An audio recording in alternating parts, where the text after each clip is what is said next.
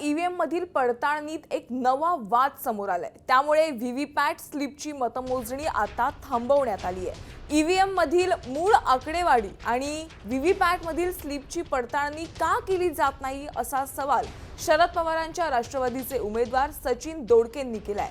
November 2024 मध्ये झालेल्या विधानसभा निवडणुकीच्या निकालानंतर अनेक पराभूत उमेदवारांनी ईव्हीएमच्या विश्वासार्हतेवर प्रश्नचिन्ह उपस्थित केला होता आणि याच पार्श्वभूमीवर खडकवासला मतदारसंघातील 2 ईव्हीएमची पडताळणी होणार आहे।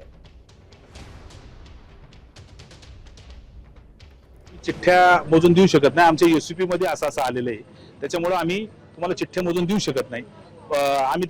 मग आम्ही असं सांगितलं त्यांना की तुम्ही चिठ्ठ्या मोजल्यानंतर दुसरी प्रक्रिया ते मॉक पोलिंगची करणार आहे, तर त्याच्यामध्ये तुम्ही कशी करणार आहे। तर त्यांनी सांगितलं की आम्ही ज्या वेळेला मशीन ओपन करू आणि त्यावेळेला रिजेक्ट तुम्हाला दाखवू, त्याच्यानंतर आम्हाला ते संपूर्ण मशीन रिसेट करून आम्ही नंतर तुम्हाला मॉक पोल करून दाखवू शकतो। तर त्यांना आम्ही अशी विनंती केली की बाबा आमची केसेस ही हायकोर्टामध्ये प्रलंबित आहे, त्याच्यामुळे कुठल्याही मशीनीचा डेटा हा रिलीज करू नये म्हणून आम्ही त्यांना अर्ज दिलाय आणि त्या संदर्भात त्यांनी आता वरिष्ठांना विचारतात आणि संपूर्ण यंत्रणा त्यांनी आता थांबवलेली आहे। जो निकाल पूर्वीचा इरेज होतोय त्यावरती त्यांनी असं सांगितलेलं आहे की तो इरेज करू नये, त्यामुळे मॉकपोलची आवश्यकता आहे किंवा नाही किंवा या परिस्थितीत काय करायचं यासाठी आम्ही भारत निवडणूक आयोगाला मार्गदर्शन मागवलेलं आहे।